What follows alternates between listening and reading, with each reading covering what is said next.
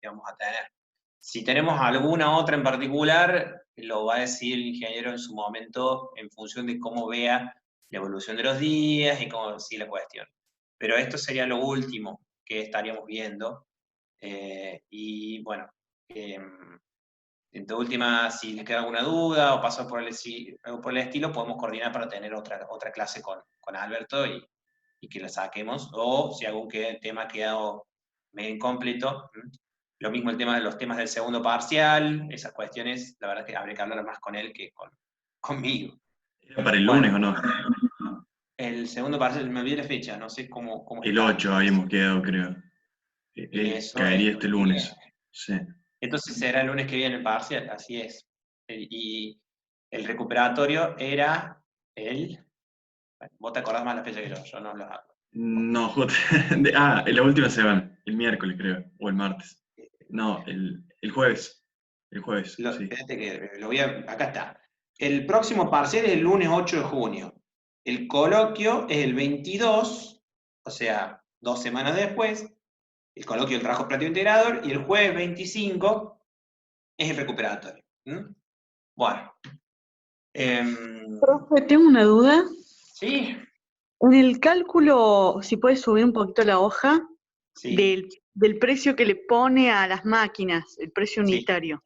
sí. ¿Eso depende de las HP que tenga la máquina o es por máquina, digamos? El precio unitario es por máquina, porque en este caso de terraplén compactado, en el ejemplo que estamos viendo, se supone que vamos a utilizar una motorniveladora, una pata de cabra, ¿sí?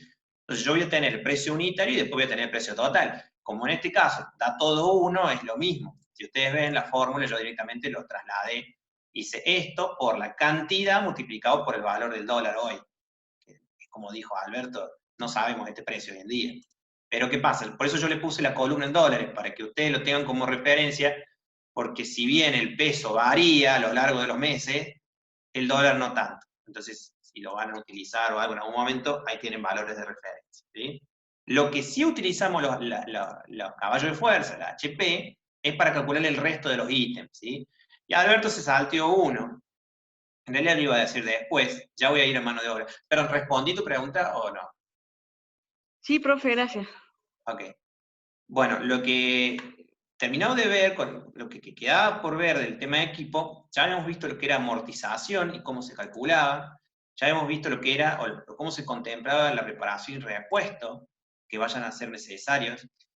¿Qué es lo que pasa? Ustedes lo que ven acá son precios como si yo fuera a comprar la máquina para el momento de la obra, pero no es el caso. Muchas veces no, la gran mayoría de las veces no se compra la máquina para la obra, sino que las empresas ya tienen un parque de vehículos, de equipamiento y lo van a utilizar.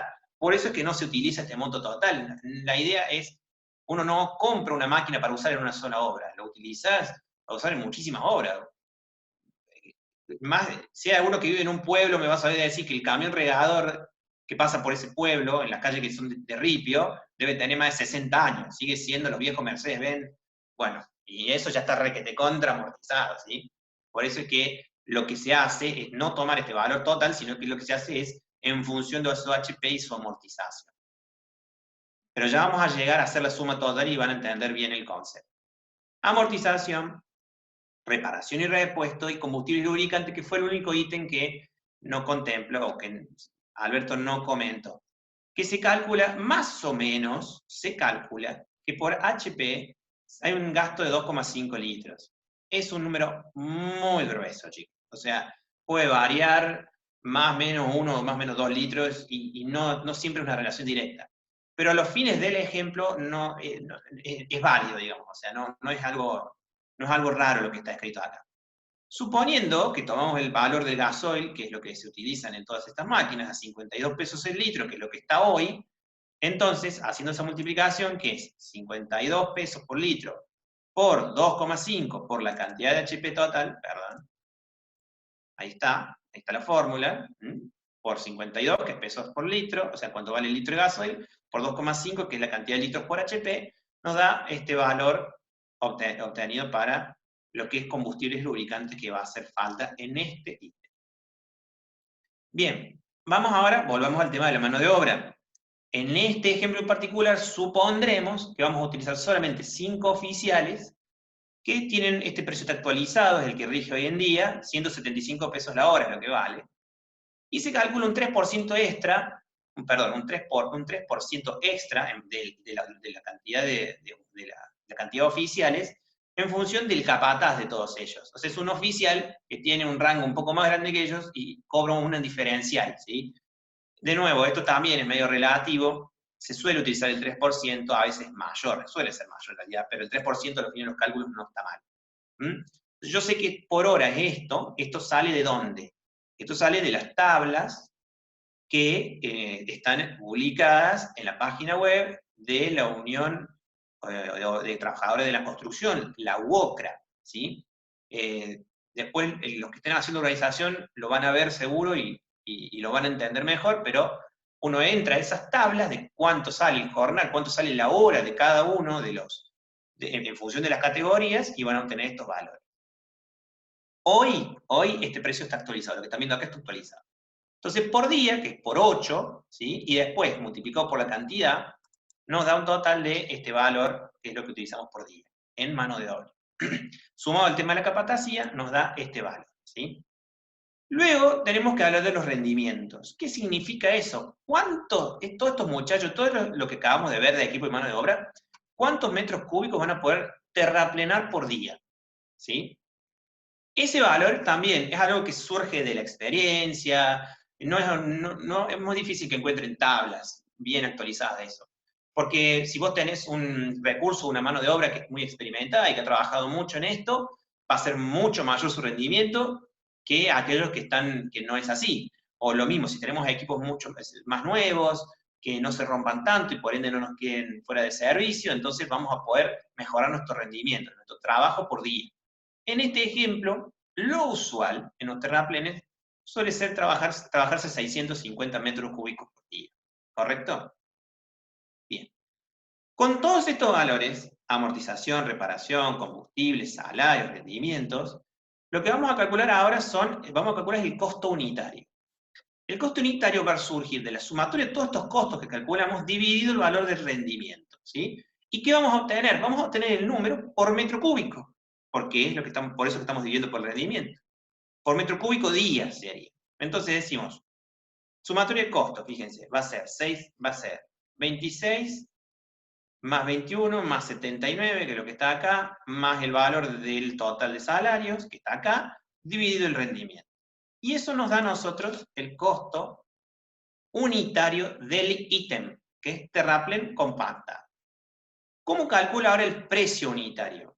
El precio unitario va a ser igual al costo unitario multiplicado por el factor K, el de la relación precio-costo. Para eso sirve la relación precio-costo. Es el factor que hace de nexo entre el costo unitario y el precio. ¿Y qué pasa? A eso le vamos a sumar los ítems auxiliares que nosotros tengamos, ¿sí? Y eso ya vamos a ver cómo calculamos, en este caso, el ítem auxiliar que correspondía a este ejemplo. Entonces, ¿qué va a resultar? Va a resultar de multiplicar esto por el K, que era 1,52, más el precio unitario que obtenemos al calcular el ítem auxiliar o los ítems auxiliares, si hubiera más, por ítem trabajado, ¿sí? Y finalmente el precio total de ítem va a ser multiplicar este número por la cantidad de metros cúbicos que tengamos nosotros para terraplenar. En su trabajo práctico ustedes van a tener este número. Por ejemplo, acá puse 500.000 metros cúbicos. Supongamos que les da un total de 500.000 metros cúbicos. Van a hacer estos cálculos, van a adoptar los valores que ustedes crean convenientes, y con eso van a hacer la multiplicación de esta cantidad, el precio unitario, por la cantidad de metros cúbicos que ustedes tienen. Y en este caso, en el ejemplo, les da un total de 425 millones de pesos, 500.000 pesos, solamente para este ítem, que es terraplen compactado. 425 millones de pesos, ¿sí? Es un número importante. Las obras viales son caras. Bueno, ¿cómo obtenemos el ítem auxiliar? Hasta ahí está todo entendido. Pregunten, por favor, así seguimos. Bueno, seguimos entonces. El ítem auxiliar, como dijo bien el ingeniero, son todos ítems que van anexionados por ejemplo, el ítem terraplen, y que forman parte del mismo. Por ejemplo, provisión de suelo seleccionado lateral. Como dijo bien Alberto, supongamos que tenemos que hacer un terraplenado, donde vamos a tener que buscar o obtener suelo para poder hacerse lateral. Nosotros hicimos nuestra compensación, recuerda que habíamos hecho la compensación entre desmonte y terraplén, y nos encontramos que no hubo forma, ingeniero, no hubo forma, y tenemos que sacar tierra de algún lado. Tenemos que sacar suelo de algún lado, porque no logramos reducir la cantidad de terraplenado, o porque no logramos con el desmonte hacer el equilibrio y la compensación. Bueno, una de las formas, cuando no es mucho, claro, es obtener este suelo de los laterales, la zona de préstamos que se le llama, ¿sí? Es decir, aquella zona, ustedes recuerden, en el perfil transversal vamos a tener un talud, un contratalud. Ese espacio que nos queda que hace las veces de un lugar para que el agua pueda tener una pendiente longitudinal por donde circula, genera un momento de suelo de desmonte, porque estamos haciendo una depresión en el terreno.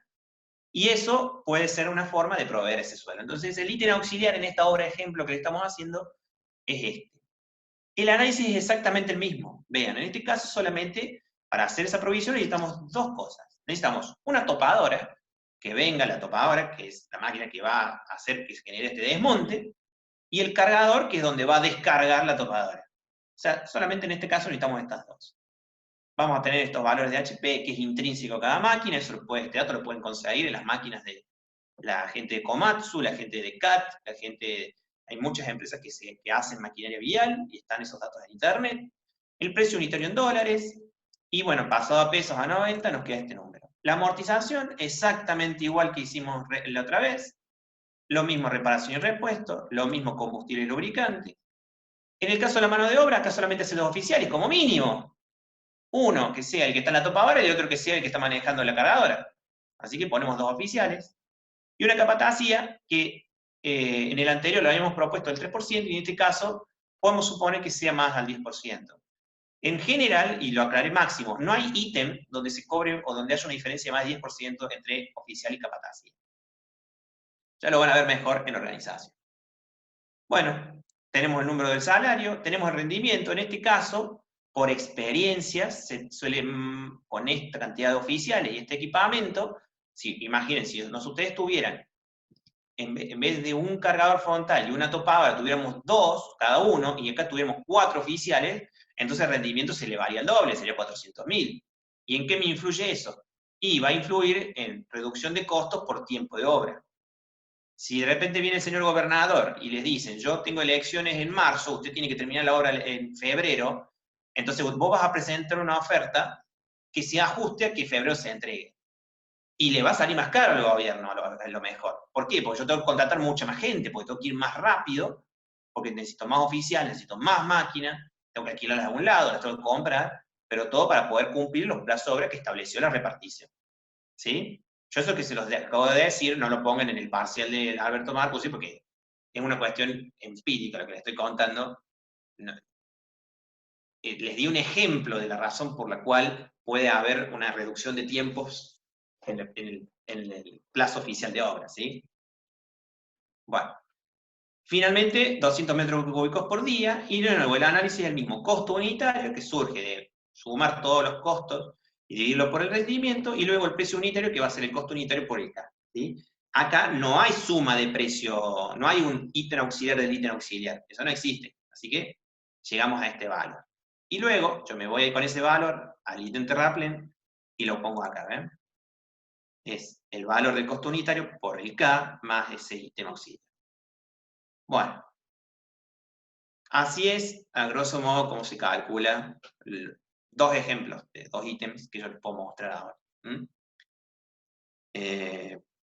Como vieron, bueno, ahora me voy a volver a las filminas, me voy a volver a las diapositivas.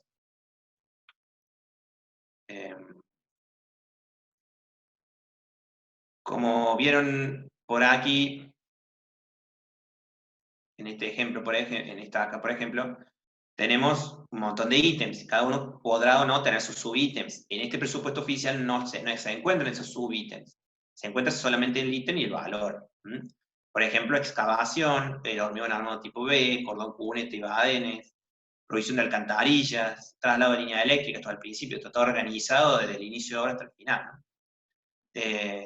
Con cuneta, etc.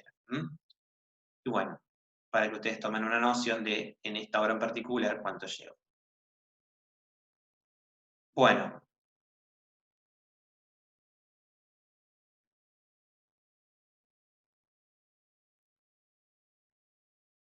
Nos queda simplemente terminar de ver, analizar, el análisis comparativo de costos para la elección del trazado de la alternativa, ¿sí? Esto lo vamos a hacer muy resumido. El ingeniero Marcucci no toma este tema en el parcial desde el punto de vista de las fórmulas. Generalmente no les pide, más, estas fórmulas que están viendo ahora en pantalla no son complicadas, pero más adelante algunas puede que sí. Pero sí pregunta cuestiones conceptuales de esto. Primero que nada, nosotros tenemos que determinar cuáles son los usuarios que van a hacer uso a la ruta que estamos diseñando. Primero vamos a tener los del tránsito propio. En el caso del tránsito propio, se aplica solamente si, por ejemplo, estamos en una ruta de ripio y la queremos repavimentar. Ya la ruta de ripio per se tiene un tránsito mínimo, alguno lo usará, entonces eso ya es un usuario existente. Le estoy dando un ejemplo. Después tenemos los usuarios potenciales, que es el tránsito generado. En el caso de una ruta nueva, ustedes están uniendo dos puntos, que pueden ser dos ciudades, todo va a ser tránsito generado. Pero, o sea, porque va a decir, bueno, ahora estamos uniendo estas dos ciudades, ahora vamos a tener una generación de tránsito entre estas dos aplicada a esta ruta. Después vamos a tener el tránsito derivado. El tránsito derivado va a ser aquel que diga, ahora que esta ruta está terminada, yo que estaba yendo, a ver, ¿cómo les digo? Yo que estaba yendo desde una ciudad a otra, me conviene pasar por esta ruta que ya está terminada porque llego más rápido a mi destino, ¿sí? Entonces, ese tránsito derivado es un tránsito que no es intrínseco de unir A y B, sino que surge de que de repente esa ruta es mejor opción para otros o para la unión de otros puntos. Y después tenemos el tránsito inducido. El tránsito inducido surge de gente que no hacía el trayecto y que ahora de repente lo hace porque porque se dio cuenta de que ahora la ruta hace que sea mucho más económico hacerlo. Les doy un ejemplo. Una ciudad vamos a ponerle A, y otra ciudad que se llama B, y la ciudad A, no sé, hace o tiene una fábrica de harina, por ejemplo. Y de repente le construyen la ruta entre A y B. Y hasta ahora la empresa esa que hacía la harina en A, no le convenía llevar sus productos a B porque era muy complicado, no había camino, o si había tenía que dar un vueltón enorme porque tenía que pasar por otro lado, no era negocio para esa empresa. Y ahora sí, esta empresa va a hacerle negocio porque va a tener una ruta nueva. Entonces, se induce un tránsito allí. Otra cosa, el camino al cuadrado, por ejemplo. El camino al cuadrado tiene mucho tránsito propio de poder unir el Valle de Punilla, o sea, poder unir el Valle con Córdoba. Pero también hay una inducción de tránsito producto de que es un camino muy bonito y lo utiliza mucha gente para hacer turismo. Bueno, todo eso es un tránsito inducido. Y la sumatoria de todos esos tránsitos me va a dar la cantidad de usuarios total de la vía. ¿Sí? Bueno, ahora vamos a ver un poco el análisis de costo en el trazado de las alternativas con ese concepto que acabamos de ver, de un poco todo lo que tenemos que hacer para poder justamente analizar, hacer el trazado de las alternativas. Aclaro que en el práctico esto en particular no lo vemos, no lo aplicamos, ¿sí? Pero sí vamos a aplicar, lo que vimos anteriormente de las planillas de terraplenado, del suelo seleccionado, de calcular el K, todo eso, ¿sí? ¿Por qué? Porque de ahí, esos valores ustedes lo van a poder calcular con los datos del volumen que les dé cuando terminen los perfiles transversales. Lo primero que hace falta calcular era lo que estábamos hablando recién, nuestros usuarios. ¿Recuerdan, a ver, qué significaba TMDA? Recordemos las clases, la clase que dimos hace no mucho. Tránsito medio diario anual. Bien, exactamente, tránsito medio diario anual. Nosotros, como estamos viendo, estamos analizando alternativas. Entonces, lo que tenemos que calcular, una cosa es el tránsito actual, pero después tenemos que calcular el tránsito para un tiempo que va a ser la vida útil de la obra, que puede ser 20, 30 años. Finalmente se calcula 25, 30 años, en el sentido de que ya se supone que en algún momento de todo ese tiempo o no haber cambiado, o no haber hecho necesidad de cambiar la obra, o ya empieza a haber una necesidad de ampliar la otra cuestión, pero ahí se producirá otro análisis. Un ejemplo, hay muchos ejemplos de cálculo del tránsito medio, en realidad es mucho más complejo, porque justamente nosotros tenemos que deducir el tránsito en base a esto. ¿Cómo hacemos para calcular el tránsito inducido? ¿Cómo hacemos para calcular el derivado? ¿Cómo hacemos para calcular el generado? Bueno, todo esto es propio de ingeniería de tránsito. En la materia de tránsito y transporte supongo que lo habrán visto, y si no, bueno, no sé, pero tendría que estar. Pero básicamente todo esto se puede condensar en caminos que no suelen tener mucho, o que ya están construidos. Uno puede calcular el tránsito medio diario anual futuro con esta fórmula. Son fórmulas que vienen de la materia de probabilidad estadística, no sé cuánto recuerdan. Una de las fórmulas es esta, donde dice que el tránsito futuro va a ser igual al tránsito actual multiplicado por 1 a la i sobre n sobre 2. Donde n va a ser el plazo, o sea, lo que yo estoy estableciendo como plazo, y el 1 sobre i es la tasa de crecimiento. En general, empíricamente, esto, chicos, lo que les voy a decir, no es que se calcula, se observa más o menos que hay un crecimiento del tránsito en todas las rutas del 3% aproximadamente. En la tesis, cuando yo me recibí, hicimos el análisis para la ruta de Córdoba-Carlos Paz, y esa ruta da mucho más, da aproximadamente el 5%. Imagínense, 5% de crecimiento al año en tránsito. Eso quiere decir que ya en 5 años tenemos el 25% más. Y estamos siendo conservadores con los números. O sea, esa autopista de Córdoba-Carlos Paz tiene un crecimiento enorme. Por eso es que hacía rato que hacía falta que se ampliaran los carriles, y bueno, ahora se ha hecho, y hay que ver cuánto dura. Bueno, luego se calcula el costo anual del usuario, ¿sí? Del usuario es el costo justamente que va a tener el usuario por transitar esa ruta en todo el año. Y ustedes dirán, ¿qué año me van a decir? Porque estamos hablando de que estamos calculando para todo el tiempo de la hora, para todo el tiempo de la hora, no, para el nivel, todos los años de servicio de dicha ruta. Bueno, se calcula para el año medio, se calcula para el año medio. Se hace un cálculo para todos los años, se hace un promedio, y ese es el número que estamos graficando ahora. Esto surge de la suma de estos tres términos que están acá arriba, el CAO, el CAT y el CAN. El CAO es el costo anual de operación. El costo anual de operación es esta fórmula. Esta fórmula es, LB es la longitud virtual. ¿Se acuerdan que lo que era longitud virtual? Era longitud real, pero agregándole todas las equivalencias que generaban los distintos obstáculos. ¿Recuerdan ese concepto? ¿O no lo recuerdan? Sí. Bien. Bueno, el costo de la longitud virtual, multiplicado por este término que está acá, que es el CUO, que es el costo unitario de operación, ¿sí? Lo multiplicamos por el tiempo, el TMA futuro, que es el que calculamos acá, y eso se ve multiplicado por 365, porque estamos hablando en días, recuerden acá, un tránsito medio diario. Lo hacemos por 365, que son la cantidad de días en el año, menos este término, TCR días. TCR es el tiempo de cierre de ruta, así se le dice. Yo como usuario, por ejemplo, que vivo en la zona oeste de la ciudad, ahora no vivo en la zona oeste, pero supongamos que es así, y voy al trabajar al centro todos los días y utilizo la costanera de la ciudad de Córdoba. ¿Sí? Voy por el margen norte del río Suquía y lo uso. ¿Por qué? Porque es el más cómodo de mis opciones. Pero ¿qué pasa con la costanera? ¿No? Hay alguno que no me va a dejar mentir. Hay veces que está cerrada porque se inunda la traza.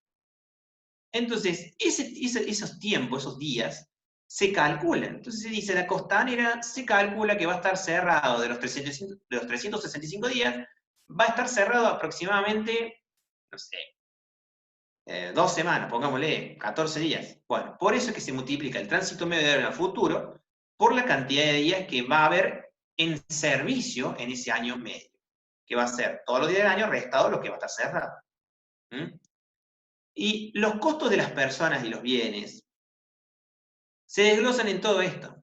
En valor tiempo de los pasajeros, valor de la carga, conveniencia, confort, seguridad. Y ustedes me dirán, ¿cómo hago para ponerle valor monetario al confort? Yo les pregunto a ustedes. ¿cómo puedo decir cuánto vale en plata, en dinero, en pesos, el confort?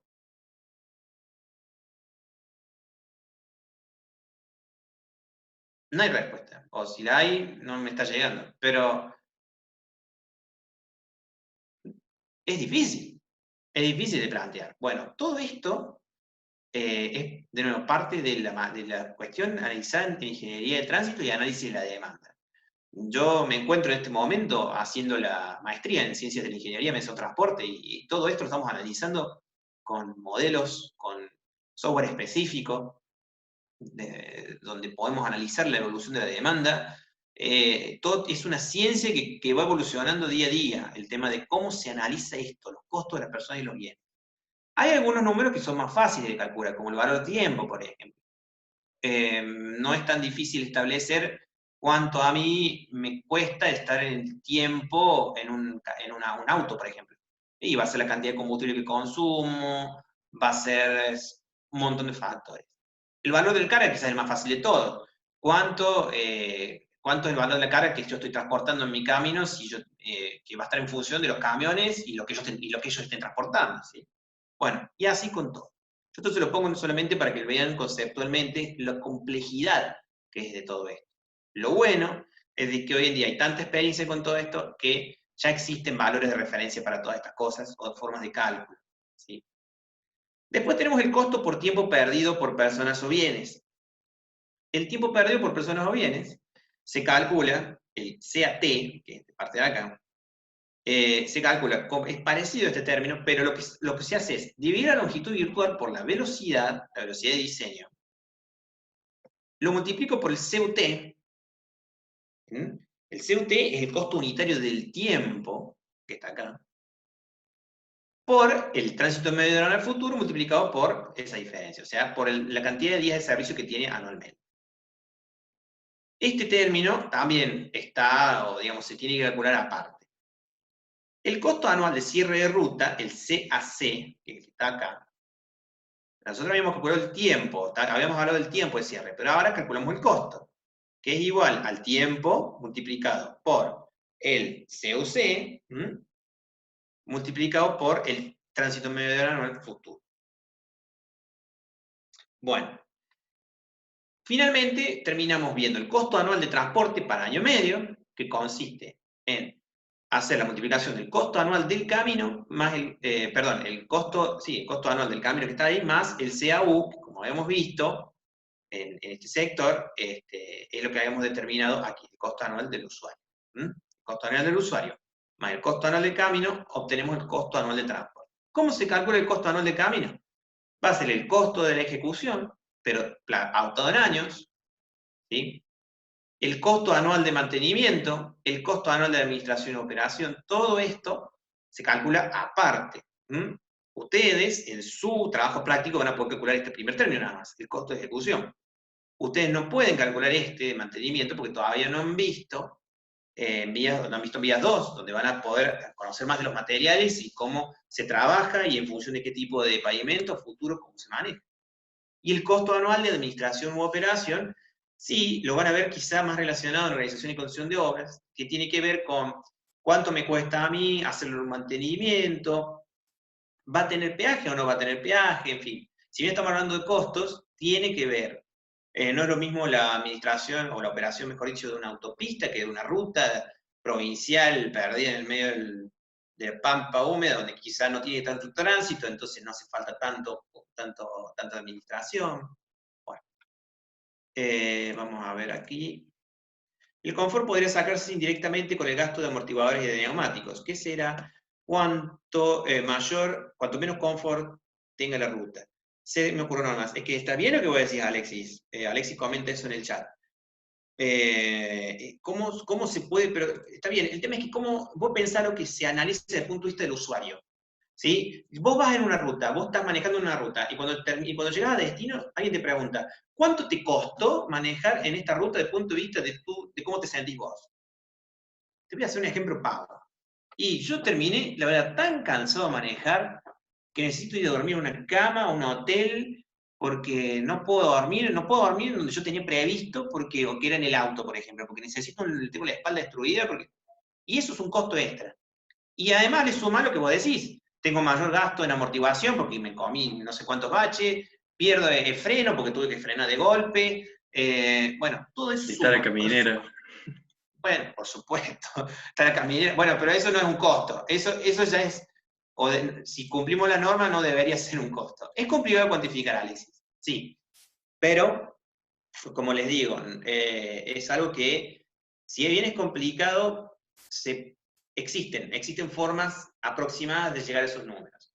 No es algo que tendremos que ahondar mucho más en la materia para ver esto. Sugiero, el que no la hizo, Tránsito Transporte, que la haga, y luego los que hagan la tesis sí van a tener que ahondar mucho más en estos y hacer una tesis vial, o por supuesto trabajan en cuestiones viales. Finalmente, porque quedan 8 minutos, así podemos terminar la clase en 8 minutos, y se van con Daniel. La relación costo-beneficio, ya la analizamos entre dos alternativas. Por ejemplo, entre la alternativa 2 y 1, va a estar dada por la resta del costo del usuario de uno respecto del otro. Y esa va a ser la relación costo-beneficio entre los dos. ¿Sí? ¿Cuál va a ser? Y la que menos costo tenga. Para el usuario, por supuesto.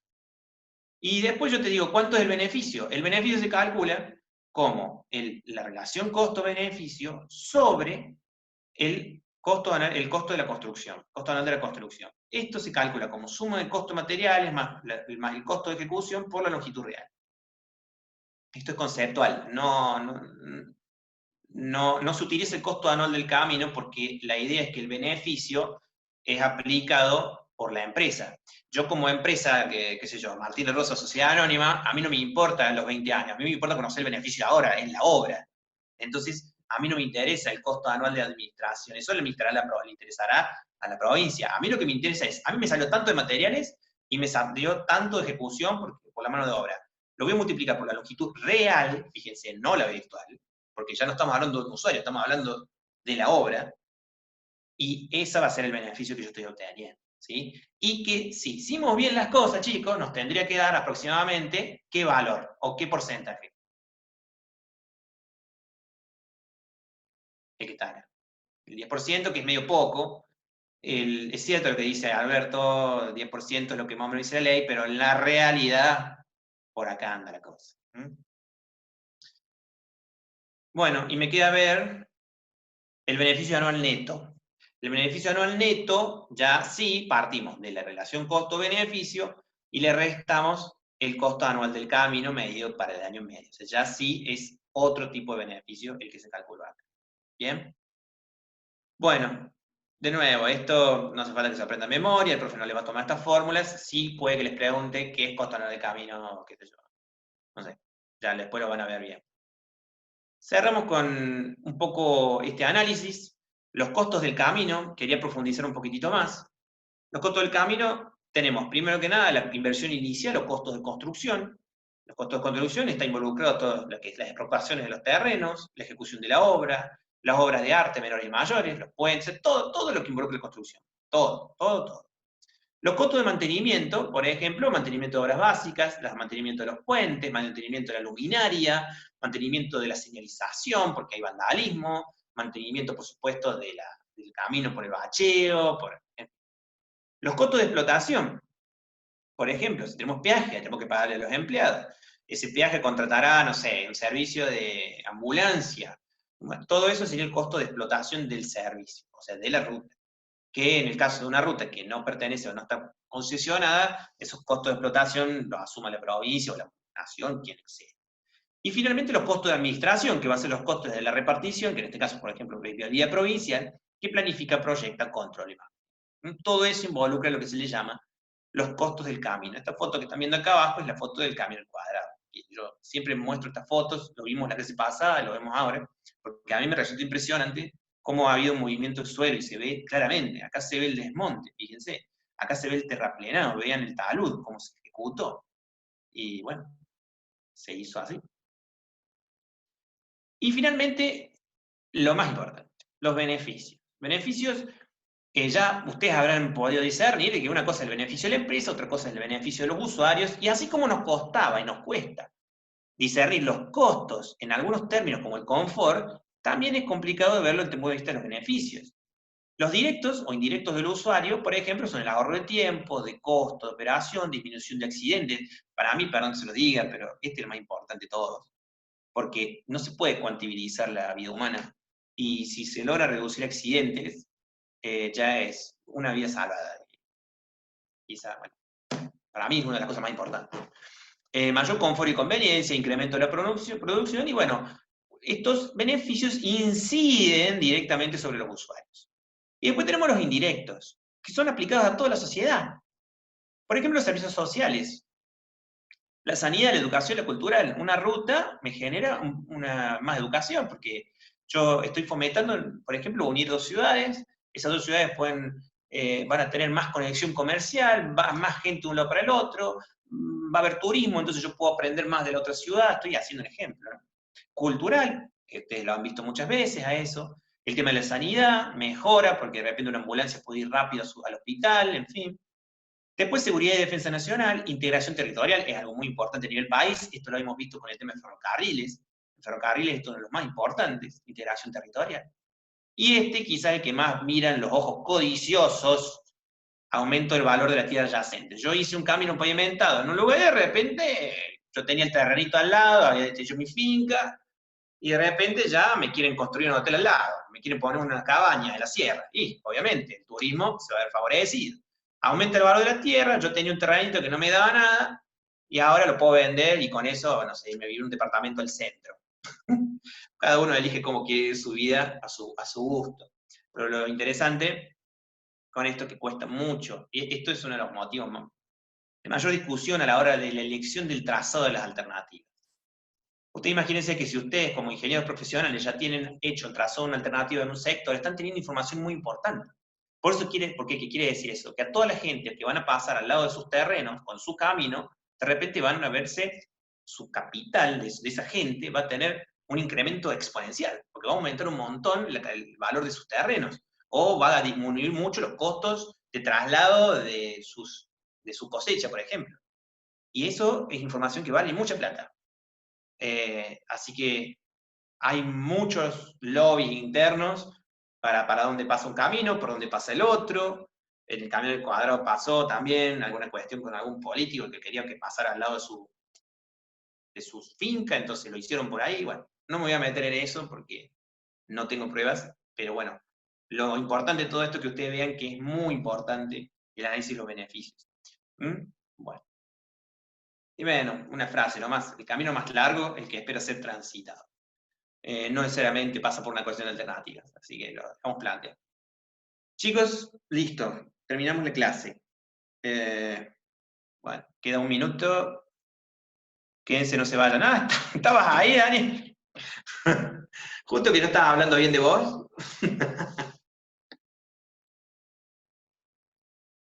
Bueno, ahí Daniel por chat dije que no se vayan, así que yo sí me despido, Daniel, pero Bueno. vuelvan a conectarse porque ya se termina la sesión. Sí, no, que es simple. Ahí yo les voy a... ¿Me escuchan? Sí, ¿se se escucha? escucha. Sí, Bueno, se ahí yo escucha. les voy a mandar un link en la parte de vías. A las 20:40 se suma un piloto a una charla de aeropuerto. ¿Ah? Si se quieren sumar, están todos invitados a sumarse a la charla de aeropuerto. Ya les paso el link. El parcial de vías es la semana que viene, ¿no es cierto? Habíamos quedado así. Sí. Sí. ¿Estamos? Bueno, vamos a hacer el horario de la otra vuelta. Vamos a hacer horario 21, 21:30 para formalizarlo para que no tengan problemas, ¿está? Bueno, nos vemos el jueves, chicos. ¿Estamos? Estamos. Hasta luego. Dale, nos vemos, ya les paso el link. ¿Ah? Ok. Nos vemos.